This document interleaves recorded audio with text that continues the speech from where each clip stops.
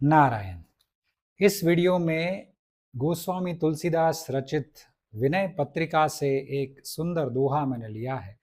और विनय पत्रिका बहुत ही सुंदर बुक है। वहाँ पर गोस्वामी जी प्रभु श्री राम से ही बातचीत करते हैं, उन्हीं को जाने का प्रयास करते हैं, उन्हीं के लिए बहुत सारे सुंदर सुंदर भाव व्यक्त करते हैं, अपने स्वयं को पूरी तरह से समर्पित करते हुए ये बुक उन्होंने लिखी है। ऐसे ऐसे सुंदर भाव प्रकट किए हैं कि अगर हम और आप ये पढ़ते हैं तो हमें यही अनुभूति होती है कि हम स्वयं भी प्रभु श्री राम से ही बातचीत कर रहे हैं, उन्हीं को बुला रहे हैं, उन्हीं के साथ हमारा वार्तालाप चालू है। बहुत सुंदर है। तो यहाँ पर एक पर्टिकुलर जो दोहा है वो मैं बताऊंगा आपको। और इसमें खास करके मैं ये कह सकता हूँ कि हमारे सारे सुखों की जो चाबी है, हमारी सारी इच्छाओं की एक तिजोरी है, उसकी चाबी जो है वह चाबी ये दोहे में तुलसीदास हमको देते हैं। तो ये चाबी अगर हमको मिल जाए और उसको हम खोल ले तो तिजोरी खोल सकते हैं, और तिजोरी के खुलने के बाद हमारी सारी इच्छाएं, सारे सुख हमको प्राप्त हो सकते हैं। तो ये चाबी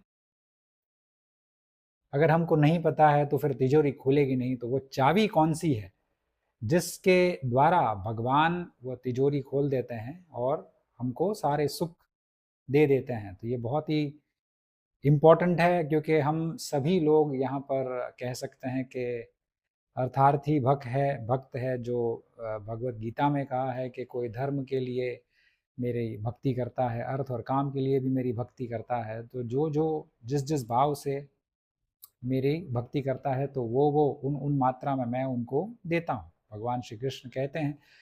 तो खास करके अर्थ और काम को लेकर सबसे अधिक लोग भगवान को रिझाने का प्रयास करते हैं। तो यहाँ पर यही कहा गया है कि अगर हम भगवान को रिझा सके, कन्विंस कर सके, भगवान रीझ जाए, तो भगवान अगर रीझ गए तो हमारी सुन ले, और हमारी सुन ले यानी कि हमारी जो इच्छा होती है उसको स्वीकार कर ले, उसको पूरी कर ले। तो भगवान को रिझाने का प्रयास कैसे करना चाहिए, भगवान कैसे रीझते हैं और हमको क्या करना है जिसके द्वारा भगवान रीझते हैं, उसी का उत्तर ये दोहे में दिया गया है। तो बहुत ही इम्पोर्टेंट है। अगर आपको मटीरियल प्लेजर्स पसंद है, आपको अर्थ पसंद है, आपको काम पसंद है, आपको धर्म भी पसंद है, और अगर आपको चारों पुरुषार्थ चाहिए, तो भी ये बहुत ही सुंदर उपदेश यहाँ पर गोस्वामी तुलसीदास हमको देते हैं। वह प्रार्थना करते हुए कहते हैं कि हे नाथ, मैं तुम्हारे इसी स्वभाव को जानकर द्वार पर पड़ा हुआ बार बार पुकार रहा हूँ कि हे प्रभु, तुम दुख, नम्रता और दीनता सुनाते ही सारे संकट हर लेते हो। अगर कोई मनुष्य अपने दुख सुनाता है, अगर कोई मनुष्य नम्र भाव से उनके सामने अपने आप को रखता है और दीन भाव भी रखता हो, दीनता का प्रदर्शन करता हो, तो भगवान उनके सारे संकट हर लेते हैं। तो यहाँ पर 3 आपको याद रखना है: दुख व्यक्त करना, नम्रता रखना और दीनता का प्रदर्शन करना। तो ये 3 है, दुख, नम्रता और दीनता। जब रावण के भय के मारे इंद्र, कुबेर आदि लोकपाल डर कर शोक से व्याकुल हो गए थे, तब हे कृपालु, तुमने क्या सुनकर संकोच से नर शरीर धारण किया था। यहाँ पर उदाहरण के रूप में गोस्वामी तुलसीदास भगवान श्री राम को कह रहे हैं कि रावण के भय से इंद्रदेव भी बहुत ही व्याकुल हो उठे थे, क्योंकि उनकी गद्दी चली गई थी, वह लोकपाल है। तो कुबेर, यम जो चारों लोकपाल है, तो वो चारों और अन्य सभी देवी देवताओं को अपना स्थान छोड़ना पड़ा था रावण के भय के कारण।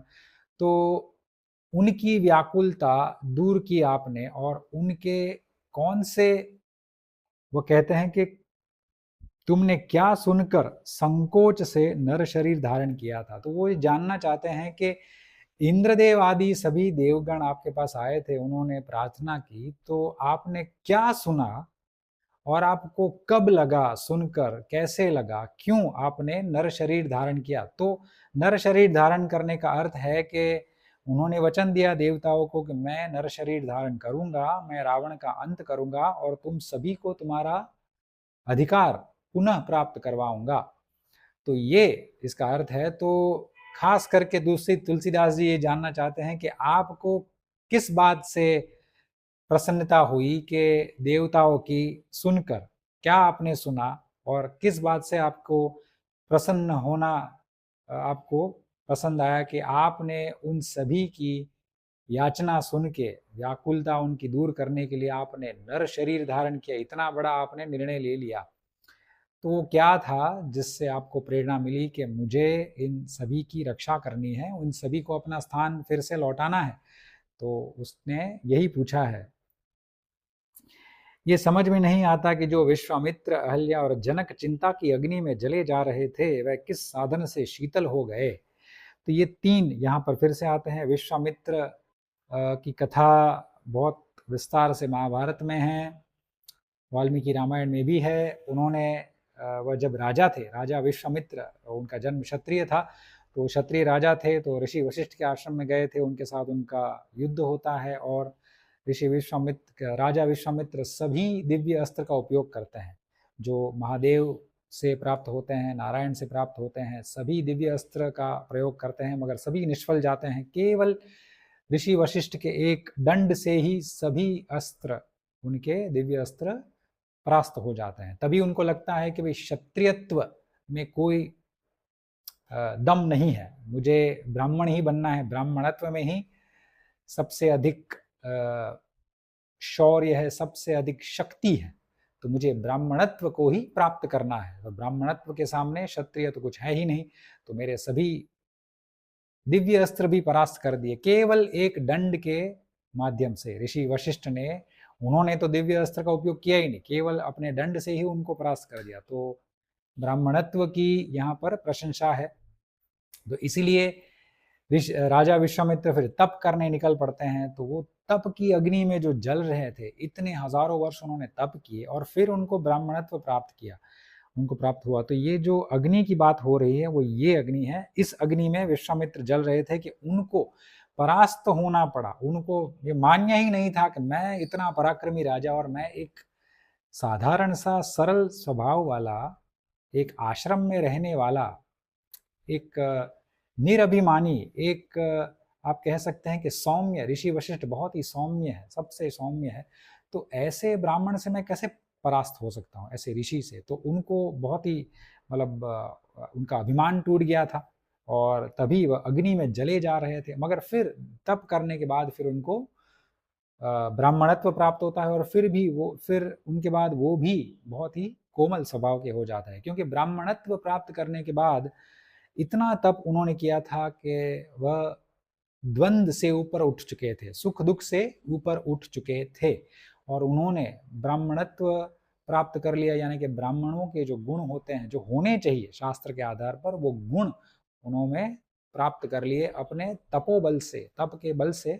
मगर इसके पीछे और महाभारत में कथा है कि भाई च्यवन ऋषि ने जो खीर बनाई थी, वह उनको, उनकी दोनों पत्नियों ने अदला बदली कर दी थी, इसीलिए उनको राजा थे तो राजा के रूप में ब्राह्मणत्व उनमें अधिक आ गया था। और दूसरी ओर आप देखते हैं कि परशुराम जी थे, भगवान परशुराम, तो वह तो एक ब्राह्मण थे मगर उनमें क्षत्रियत्व अधिक मात्रा में आ गया था। तो ये उलटफेर जो हुआ है वह खीर की अदला बदली माँ बेटी ने की थी, तो उनके ये भूल से ऐसा हुआ था। तो ये फिर दोनों के जन्म अलग अलग ऐसे प्रकार के हुए हैं।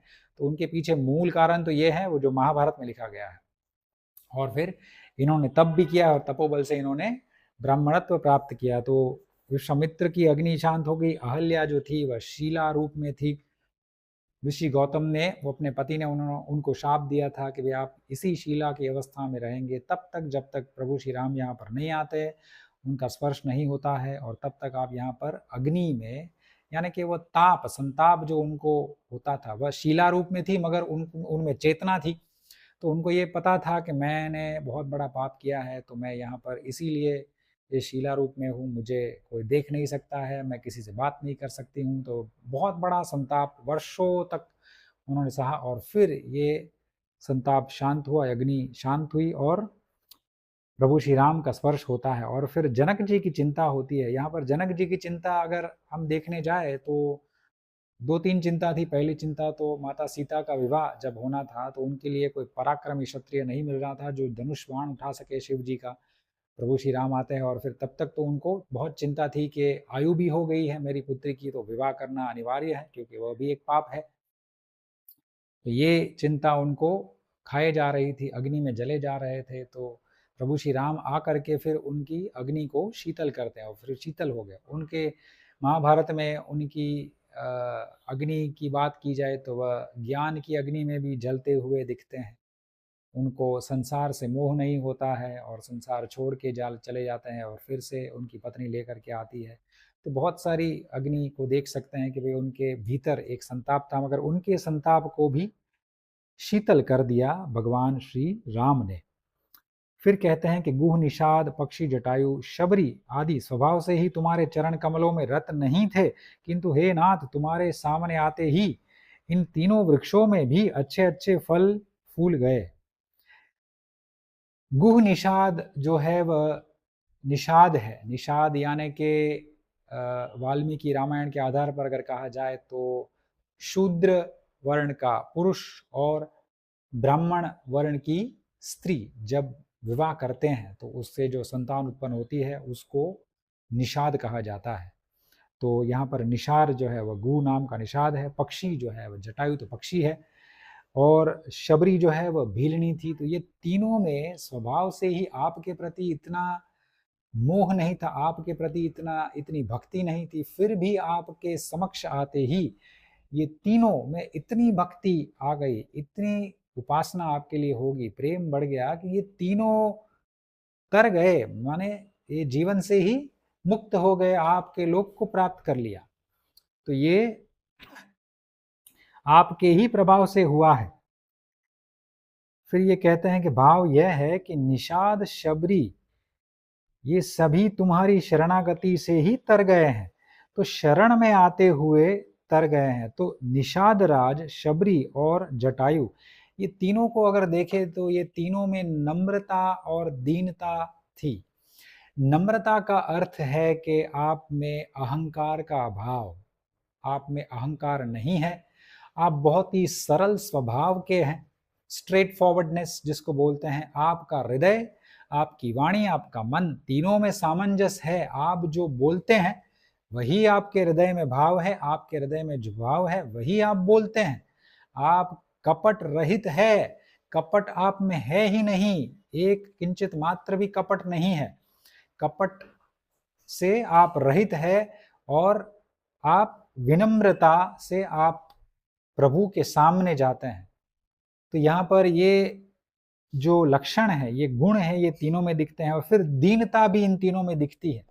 दीनता माने दैन्य भाव, दैन्य भाव माने एक ओर से देखा जाए तो लाचारी कह सकते हैं। दरिद्रता भी इसका अर्थ होता है कि कोई बहुत ही दरिद्र है, खाने के भी पैसे नहीं है, कोई बहुत ही लाचार है। अभी लाचार ऐसा है कि न तो एक पथ पर चल सकता है ना दूसरे पथ पर चल सकता है, तो उसको लगता है कि हम क्या करें, ये दोनों पथ मेरे सामने हैं मगर दोनों पे ही मैं चल नहीं सकता हूँ, तो बहुत बड़ी धर्म संकट होती है।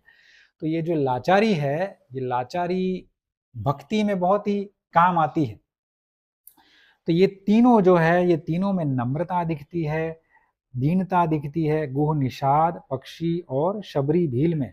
और जटायु की मृत्यु जब होती है तो प्रभु श्री राम वाल्मीकि रामायण में ये भी कहते हैं कि मुझे इतना दुख नहीं हुआ था जब मेरे पिता का अवसान हो गया था, मृत्यु हो गई थी। मेरे पिता ने तो अपना पूरा जीवन जिया है, मगर ये पक्षी जो है वह मरा है, वो मेरे लिए मरा है।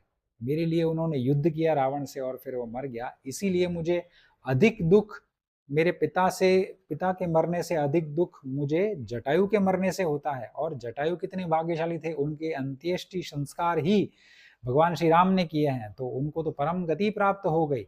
भीलनी सबरी जो है वह भी प्रभु श्री राम की प्रतीक्षा करते करते इतने वर्षों तक आश्रम की देखरेख में रह रही थी। अपने गुरु चले गए थे मगर उनका आदेश था कि प्रभु श्री राम आएंगे, उनको आपको सुग्रीव का ठिकाना दिखाना है, उसके बाद ही आप ऊपर जा सकते हैं। तो प्रभु श्री राम जब आए तभी उनके दर्शन करने के बाद शबरी माता ने अपना शरीर त्यागा और प्रभु के धाम ही चले गए।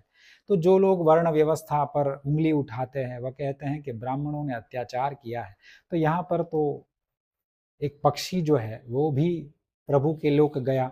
निषाद राज जो है वह गुह है, निषाद है गुह, वो भी प्रभु राम के लोक में गया। शबरी जो है वह भीलनी थी, वो भी प्रभु श्री राम के लोक में चली गई। तो जो जो जाति के लोग, जो जो जन्म, जाति यानी जन्म, जो जो जाति में उनको जन्म मिला है, अगर उसी जाति के अनुसार अपना कर्तव्य निभाए तो उनको भगवान भी प्राप्त हो सकते हैं। फल से वंचित भगवान ने किसी को नहीं रखा है। अगर ब्राह्मण भी अपने वर्ण का तिरस्कार करता है, वर्ण के कर्मों का तिरस्कार करता है, तो वो अपूज्य है, उसको भगवान की प्राप्ति नहीं होती है। मगर एक शूद्र भी शूद्रत्व जो अपने वर्ण में रहते हुए अपने जो अधिकार के सीमा में जो उनके कर्तव्य हैं वो अगर निष्ठापूर्वक निभाते हैं तो उनको भी भगवान प्राप्त हो सकते हैं। यहाँ पर फल से वंचित किसी को भी नहीं रखा गया है। तो ये बहुत ही सुंदर व्यवस्था, ये भगवान की व्यवस्था है, इस पर उंगली उठाना ही मूर्खता की बात है। फिर आगे वह कहते हैं कि अपने अपने भाई के साथ शत्रुता करने से सुग्रीव और विभीषण बड़े भारी दुख से गले जाते थे। हे राम जी, तुमने किस सेवा से रीझ कर उन्हें भरत जी के समान मान लिया। अभी आप देखिए कि जो सुग्रीव थे अपने भाई वाली से शत्रुता उनको हो गई थी, मतलब अब उनके भाई ने उनको निष्कासित कर दिया था, राज्य से ही उनको बाहर निकाल कर दिया था। तो बेचारे अपने 4 मंत्रियों के साथ में पंपा सरोवर के पास ऋष्यमुख पर्वत के ऊपर रहते थे सुग्रीव। और विभीषण को हम देखें तो विभीषण को भी रावण ने अपने राज्य से निकाल दिया और वह तुरंत ही प्रभु श्री राम के चरण में आ गए, दीनता दिखाते हुए, दीन भाव से। तो ये दोनों जो भाई थे अपने भाई से त्रस्त हो गए थे, धर्म संकट में थे और नम्रता उनमें आ गई थी, दीनता भी थी और वो दुखी भी थे। तो ये दोनों ने अपने अपने दुख व्यक्त किए विनम्र भाव से, कपट रहित हो करके। बहुत इंपॉर्टेंट वर्ड है कपट रहित। कपट से छुटकारा लगभग आप कहे तो बहुत ही असंभव सा है। अगर भक्ति मार्ग में अगर आप आगे बढ़ना चाहते हैं तो कपट से काम नहीं चलता है। लोगों को लगता है कि मैं 1-2 आदमी को ठग लेता हूं तो वह अपने आप को भगवान मानने लगता है, मगर वह ये नहीं सोचता है कि उसके भीतर के जो भगवान है, जो अंतःकरण है, जो आत्म स्वरूप, प्रकाश स्वरूप, स्वयं प्रकाश जो भगवान अंदर विराजमान है, वो तो सब देख रहे हैं। तो उनको लगता है कि मुझे कोई नहीं देख रहा है, तो ये तो मूर्खता है। तो फिर बाहर वो दिखाता है कि मैं तो बहुत बड़ा भक्त हूँ, मगर अंदर से घोर नास्तिक होते हैं, घोर अधर्मी होते हैं, मगर बाहर धर्म का ढोंग करते हैं। तो ऐसे कपटी लोग कभी भगवान को प्राप्त नहीं कर सकते हैं, भगवान कभी रीझते ही नहीं है इनसे। तो कपट रहित होना लगभग बहुत ही कठिन है। कहीं कहीं पर लिखा है कि जन्म जन्मांतर चले जाते हैं कपट को त्यागने में। तो अगर हम कथाएं देखें तो रावण ने भी कपट नहीं त्यागा, उसका हठ था कि वो शरणागति में अगर गए होते प्रभु श्री राम के तो बच जाते। कितने लोग मरे, सभी लोग बच जाते, पूरी लंका समृद्ध रहती। हिरण्याक्ष और हिरण्याक्षपु तीन दोनों भाई को देखे तो वो भी हठ में ही गए। तो ये सभी जो है वह कपट लिए हुए थे और हठी थे, तो मर गए। तो सुग्रीव और विभीषण बड़े भारी दुख से गले जा रहे थे, तो किस सेवा से रीझ कर उन्हें भरत जी के समान मान लिया। और यहाँ पर वाल्मीकि रामायण में तो प्रूफ है, एविडेंस है कि भगवान श्री राम दोनों को अलग अलग अवसर पर कहते हैं कि तुम भरत के समान ही हो। विभीषण को, सुग्रीव को, दोनों कहते हैं। तो भरत के समान यानी कि प्रिय अनुज के समान उन दोनों को मान लिया है, तो बहुत बड़ा स्थान दे दिया है। तो ये किस कारण से रीझ कर, ये पूछते हैं तुलसीदास जी। फिर कहते हैं कि हनुमान जी तुम्हारी सेवा करते करते तुम्हारी ही समान हो गए हैं। हे राम जी, उन हनुमान जी का नाम लेते ही तुम सब पर भली भांति प्रसन्न हो जाते हो। तो भगवान को हनुमान जी बहुत ही प्रिय है, अत्यंत प्रिय है। उनके सामने हनुमान जी का उल्लेख, नाम लेने से भी भगवान प्रसन्न होते हैं। इसीलिए आप देखिए कि हनुमान जी इतने ऊपर चले गए प्रभु श्री राम की सेवा करते हुए कि उनके अलग अलग एक मंदिर होने लगे, बहुत सारे हनुमान जी के ही खास मंदिर है। तो आप देखिए कि कितनी बड़ी पदवी प्राप्त कर ली केवल भगवान के परम भक्त होने से।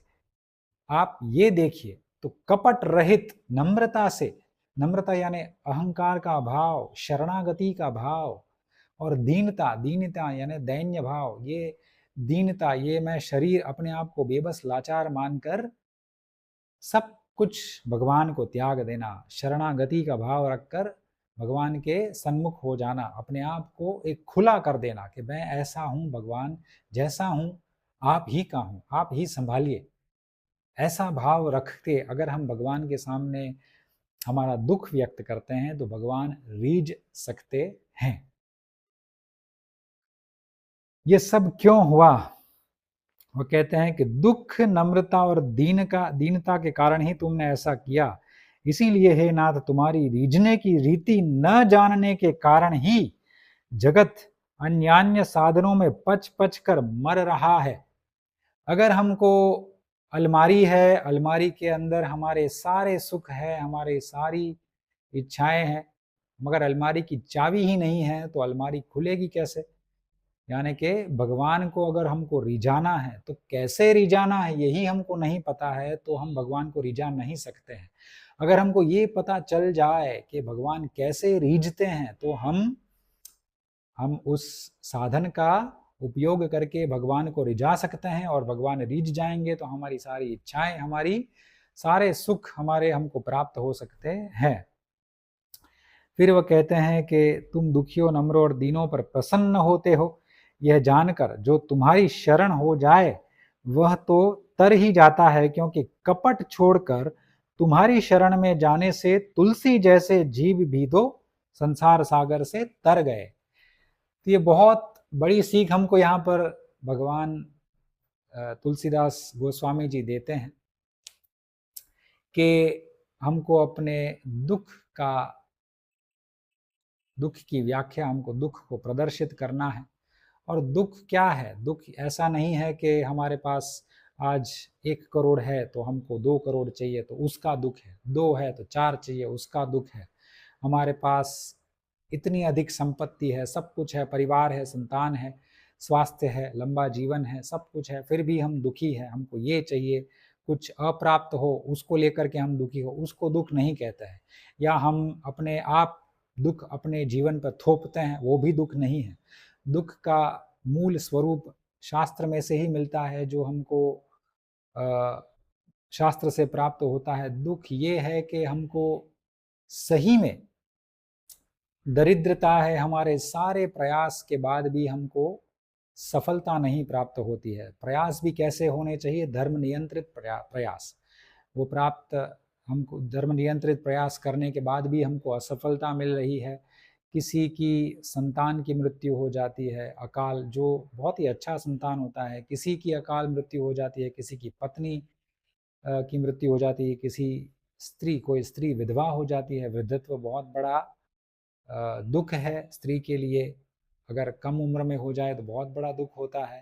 तो ये वास्तव में दुख कहे जाते हैं। वो कोई बहुत ही दरिद्र है जिसके पास खाने के पैसे नहीं हैं और वो बहुत ही प्रयास कर रहा है, फिर भी नम्र है, विनम्र है और दीनता का भाव भी रखता हो, और ऐसे भाव रखकर वह दुख प्रस्तुत करता हो, तो भगवान रीझ सकते हैं। तो दुख उसको कहते हैं। तो दुख हमको भगवान को सुनाना है। कैसे? हमको नम्र रहना है, हमको दीन भाव से, दैन्य भाव से हमको अपने आप को भगवान को सौंप देना है।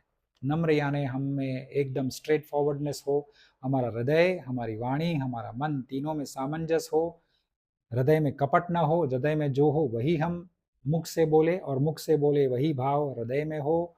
हमारे हृदय में कपट कभी भी ना आए, और दैन्य भाव, हम लाचार हो, बेबस हो, दरिद्र हो और अपने आप को भगवान को सौंप दे, भगवान के चरण में चले जाए और ये कहे कि भाई जैसा हूँ वैसा हूँ, आप ही का हूँ, आपको सब कुछ पता है, मैं सभी अपने दुख आपके सामने प्रकट करता हूँ और निरहंकार भाव से, अभिमान का अभाव हो और ऐसे भाव से, एकदम सरल भाव से, पवित्र भाव से अगर दुख प्रकट करते हैं तो भगवान रीझ सकते हैं और भगवान हमारी इच्छा पूरी कर सकते हैं। तो यहाँ पर गोस्वामी तुलसीदास ने हमको चाबी दी है हमारे सुखों की और इच्छाओं की अलमारी को खोलने के लिए। कपट रहित होकर, बहुत बड़ा शब्द है, कपट का त्याग किया था तुलसीदास गोस्वामी ने, इसीलिए उनको भगवान प्राप्त हुए। तो बहुत लोगों के लिए तो कपट छोड़ना ही असंभव है। तो ऐसे ही अगर वीडियोस आपको पसंद है तो ये चैनल को सब्सक्राइब कर सकते हैं। सूक्ष्म वीडियोस मैं लाते रहता हूँ, जहाँ से मैं पढ़ता हूँ तो मुझे लगता है शेयर करने योग्य है, तो मैं आप सभी से शेयर करता हूँ। मेरी बुक है रीसर्जेंट धर्म, जो पब्लिश हुई है 1 वर्ष पहले, और इसमें 26 चैप्टर्स है। इंग्लिश में है ये बुक और 26 से भी अधिक कहानियाँ हैं, और इसमें मूल भाव से एक 10 से 15 वर्ष के शास्त्रों का अध्ययन करने के बाद ये बुक मैंने लिखी है। और इस बुक का मूल उद्देश्य यही है कि हमको इस समय धर्म, अर्थ, काम, मोक्ष प्राप्त करने के लिए क्या करना चाहिए, क्या नहीं करना चाहिए, धर्म का आलम्बन कैसे लेना है, अधर्म से कैसे दूर रहना है, और हम हमारी सारी इच्छाएं पूरी कर ले, हमको दुख भी ना आए आगे भविष्य में, और हम अधिक से अधिक सुख प्राप्त करें और दुख हमसे दूर रहे। तो ये सरल भाव से शास्त्र के माध्यम से ये मैंने प्रकट किया है। इसमें एक गारंटी मैं एक देता हूँ कि शास्त्रों में जो श्लोकों का भाव है और अर्थ है उसको मैंने तोड़ा मरोड़ा नहीं है, अपना कुछ भरोसा नहीं है। केवल शास्त्र में जो इंटरप्रिटेशन दिए गए थे, भाव अर्थ वही का वही मैंने इसमें प्रेजेंट किया है, और अपने मॉडर्न लाइफ में, आज के युग में हमको कैसे उसका उपयोग करना है हमारे परिवार की, हमारे समाज की उन्नति के लिए, सभी के अच्छे भविष्य के लिए, कि सभी का कल्याण हो, हमारा भी हो, हमारे परिवार का हो, और सभी लोगों के समाज में सभी जीवों का कल्याण हो। ऐसे हमको जीवन कैसे व्यापन करना है, इसका अर्थ, इसका उत्तर ये बुक में लिया गया है। 26 से अधिक स्टोरीज है, बहुत ही सरल भाव से समझ में आता है कि हमको क्या करना है, क्या नहीं करना है। इसके परचेज लिंक्स कमेंट्स में दिए गए हैं, आप इसको रिव्यू करके आप परचेज कर सकते हैं। गोवर्धन मठ नाम का एक चैनल इस प्लेटफॉर्म पर है, उसको मैं अवश्य रिक्वेस्ट करूंगा आपको कि आप उसको फॉलो कीजिए। धर्म, राष्ट्र, आध्यात्म तीनों से लगते हुए सभी प्रश्नों के उत्तर उसमें दिए गए हैं। आपके भी सभी उत्तर के प्रश्न उसमें दिए गए हैं। अगर आप वो सुनते हैं, अपने हृदय में धारण करते हैं, जीवन में आप चरितार्थ भी करते हैं, तो आपका कल्याण अवश्य निश्चित है। शिव शंकर प्रलयंकर।